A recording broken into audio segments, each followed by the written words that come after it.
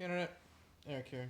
Rachel's over there. Hello. We are back with another Please Don't Make Me Watch. If you're new to the channel, or at least the concept, what it is I will pick a movie that I think Rachel will dislike, and then she has to discuss it, and then she will do the same to me, and blah blah blah, back and forth. It was her turn, and she was very very proud at what her decision and her choice of what she thought she would make me watch. Today we're going to discuss, if I can hold this up properly. You want me to hold something? No, I got it. You can't really see it because of the glare, but that's okay. Troop, there we go. Troop Beverly Hills. Woo woo. That was her saying that, not me. Came out in 1989. This channel has plot spoilers, all that stuff. And what me and Rachel like to do is we like to have the other person try to give a little bit of a summary of what happens in the movie. And the rule was the person who is forced to watch the movie can't have their phone or any distractions. So, if I remember correctly, Shelly Long is a rich Beverly Hills snob. She's married to the dad. She's not a snob. Well, not like snob, but she's like a little spoiled brat. Like, she's used to the finer things Right. in life. She's married to the guy from Coach. Craig T. Nelson. In Poltergeist, and he's like this big muffler king. And what happens is they're going through a divorce, and for some reason she's known for like starting this and then quitting, and then starting this and then quitting. So she decides that to prove that she can do something from beginning to end, she's going to be the troop leader of their daughter's Girl Scout troop. And what happens is she's, like I said, she's used to being spoiled, and the rest of the movie is basically her trying to build a relationship with the daughter and dealing with all these kids while roughing it in the woods. But instead, she says, hey, let's go get merit badges by learning about diamonds and shopping and all the other stereotypes when it comes to rich people in Beverly Hills. She's also dealing with like the most evil troop leader in the world, who is the head of the Red Feathers, which they're known for that because they have Native American feathers in the back of their head. Tori Spelling is one of them. And eventually what happens is those two troops are in the finals of the Jamboree, which is they have to like hike up a mountain or something. And of course the Red Feathers win, but on a technicality they lose, so Troop Beverly Hills wins. And as predicted, Shelly Long falls back in love with Craig T. Nelson, and they get remarried. That's pretty good. Hey. That shows how simple this movie is. That shows how simple the plot is. I did not want to see this movie at all. I had known of Rachel's obsession with this movie. Why? It's good. Okay. This movie does have a cult following. I think this was like, it recently had its anniversary. When did you say this came out? 89. Okay, so it just had its anniversary last year. Has a pretty big cast. It does. Shelly Long, Craig T. Nelson, the girl from, I'm going to say it wrong, The Wiz? No, The Wiz Wizard. The Wiz is the Black Wizard of Oz. Okay. Yeah, this has a lot of name people, and hey, it's that kid people. Right. So, like, the girl from The Wizard. He touched my breast girl. Right. Kelly Martin. Kelly Martin's in it from Life Goes On. The blonde from Punky Brewster. Yeah, who is the rich snob, Margot. The girl in Father of the Bride. The one with Steve Martin. The one that's also in The Son-in-Law. Son-in-law girl, Carla Gugino or something. Something like that. And then there's a lot of cameos from stars like Cheech Marin's in it. Cheech, Ted McGinley. Kareem Abdul-Jabbar. Yeah. Anyways, lots of the guy from Ace from The Love Boat. Yeah, Jefferson Darcy. And then like the annoying neighbor girl from Small Wonders in it. One of the Hello Miss Bliss or Good Morning Miss Bliss kids is in it. Okay. Didn't want to see this, but I will say this. The reason I didn't want to see this is because I thought they were all going to be Valley girls, like Clueless. That's one of the most, like, unless it's like Buffy the Vampire Slayer with Christy Swanson, which I can poke fun at. I hate Valley girl talk. It's annoying. That doesn't happen in this, so that's bonus point number 1. That's a plus, okay. That's about it. Really? You left a couple different times. I don't remember what. Okay. I remember laughing at the very, very end. But first off, Shelly Long, not as spoiled, as annoying as I thought she would be. Mm-mm. I hate her in Cheers. I don't hate her in this. Mm-hmm. But she is kind of a little whiny brat when she doesn't get her way sometimes. Craig T. Nelson is Craig T. Nelson. He's fine. Who else is there? None of the kids are. The kids aren't anything special to me. No, they're just ordinary kids. They're wanting to get their badges. Yeah, and the thing is though, like you would think each kid has their own special talent. The Good Morning Miss Bliss girl was a nerd because she wore glasses, so she's a nerd. She used her nerd powers once. The black girl was sassy because she's black. She used her powers once, like when she did a rap or something. She wasn't rapping. Well, she did a song. She did a song, but it wasn't rap. Okay, it wasn't rap. And then the Punky Brewster girl, because she's like a TV actress. And her mom was an author. Yeah, so she used that once, and then and then the Asian girl, her parents are dictators. That was kind of weird, because that went nowhere either. I thought like the Asian girls whose parents are dictators, like they were going to be the villains of this movie, but no, they're just there to be in the background. I do like the scene though where Shelley Long asks the dictator, she goes, "Do you prefer people to call you Dick or just dictator?" And he goes, "No, actually I like people to call me Bon Bon." That made no sense. I just thought that was a funny part. So Craig T. Nelson's good, just being Craig T. Nelson.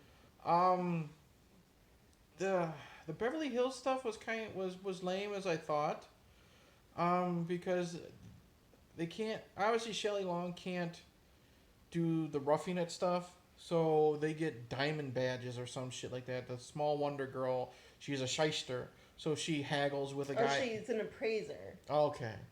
But she's always, getting money out of her dad. Right, bets. yes. So she knows how to haggle. So she talks to a diamond guy, and that's how they get a diamond badge, or make your own badge, or something like that. Yeah, it's just not a lot happens in this movie. What? I don't think it. I figured this movie would be boring, which it was. What? But I thought it'd be with it being like in the 80s, it'd be like more quirky and fun. They don't do anything. Yes, they do. No, the only time I liked this movie, I found this movie funny, was when I was busy pointing out how evil that other Velda with a V was. She was horrifying. This was a lady, like the Beverly Hills group is scared by a skunk or something, and then the skunk goes to Velda, and Velda finds it and holds it up, and she's like, no, she's not afraid of it at all. And then the very next scene, she's wearing it like a coonskin hat. That was cool. She eventually, I like how she has her little sidekick be a spy for Team Beverly Hills. I like how she shows how she puts a camera in like a bird watching book or something like that. So that's cool. I liked her character no matter how evil she was. I loved how she was talking shit even though like she fell and broke her ankle and she had to be rescued by the Beverly Hills troop. I like how the movie ended. You find out like she quit or something because Beverly Hills won. Right. Because basically what happened is the Red Feathers, Velda had fallen down and basically broke her ankle. Right. And the team has to cross the finish line with one whole complete team. Right. Well, the Red Feathers leave her and just in the jungle, we'll say. in the woods. And they cross the finish line.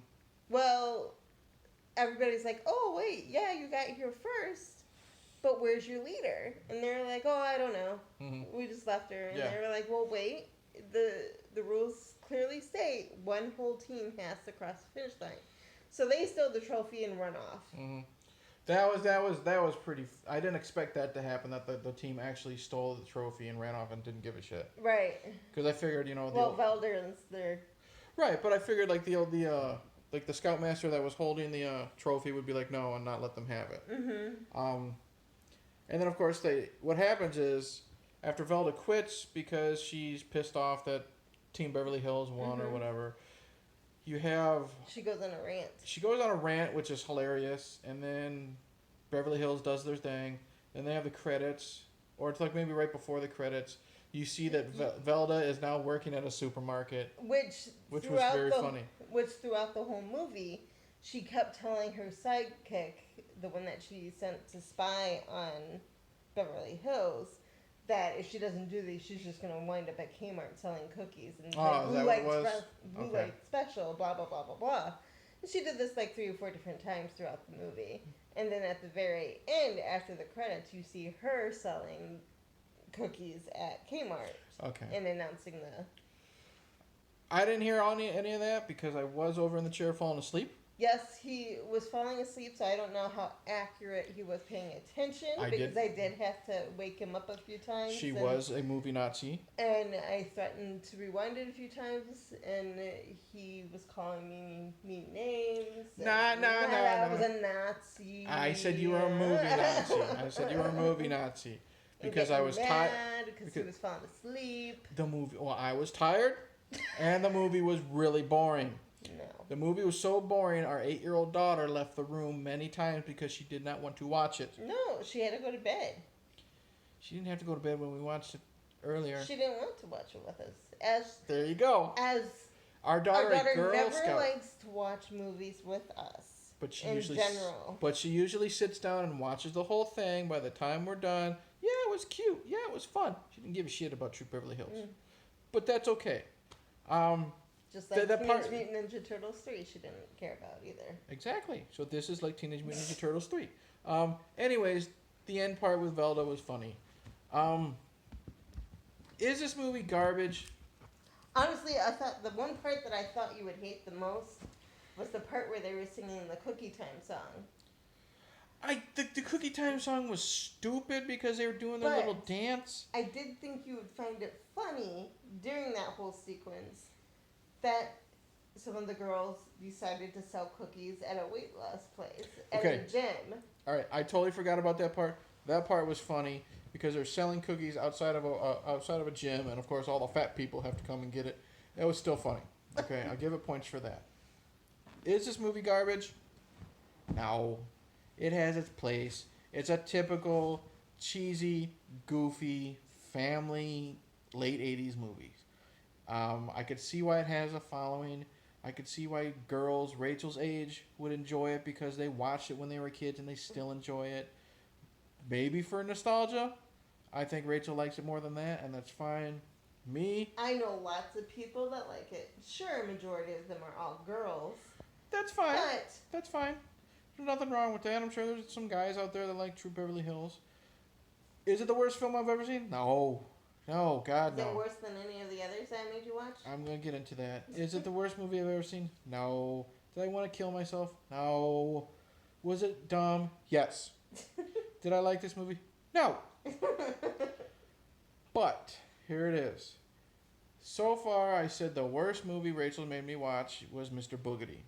And that's just because it was Mr. Boogedy, which was just meh, and Annie, which I thought was actually really, really good. Troop Beverly Hills is the worst movie so far that Rachel has made me watch. I did not want to pull out the leftover strands that of hair that I have on my head. The little sprouts. You're not supposed to agree with that. Now I should call her something worse than a movie Nazi.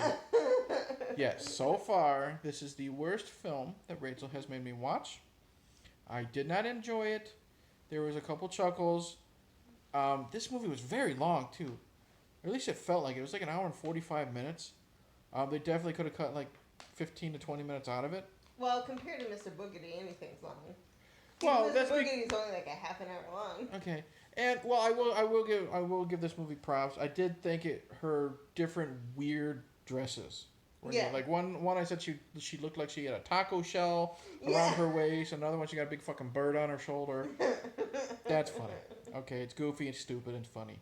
So yes, it does have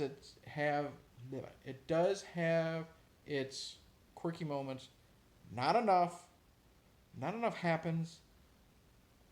Did I hate this movie? No, but I sure as hell didn't like it. So that's it. Well, unless you got anything else to say. There's another fun scene that I like where Craig T. Nelson and Shelly Long they're fighting at her party, and she ends up falling into the pool. I think this was the part you were nodding off at, and they were fighting, and she fell into the pool, and they're screaming at each other, and everybody in the party stops and looks, and as she's climbing out of the pool, Craig T. Nelson just turns around and says, "We're going through a divorce," and everybody goes out and about their own business. Okay, damn it! I fell asleep through. That would have been good. I know. Because see, I remember the part when they were on the yacht and Craig T. Nelson's new girlfriend was pushed off the side of the boat and was asking for a lifesaver. Yeah, Shelly she Long. was like, "Do you want a wintergreen or?" That was horrible. Anyways, Troop Beverly Hills, worst one so far. Next video, I'm creating a concept. I'm going to have a bag of different movies, and Rachel will blindly reach into the bag, and that will be the one I have to watch. The one she has to watch. So then it will really be her fault. Oh, good. But yeah, until then, thank you for watching. Like and subscribe. Click the bell. Comment below about this movie. Tell me if you like it. Tell me why you like it. Tell us why you think Eric is wrong. Sure. Tell me if you think I'm wrong. I'm not. And with that, cheers.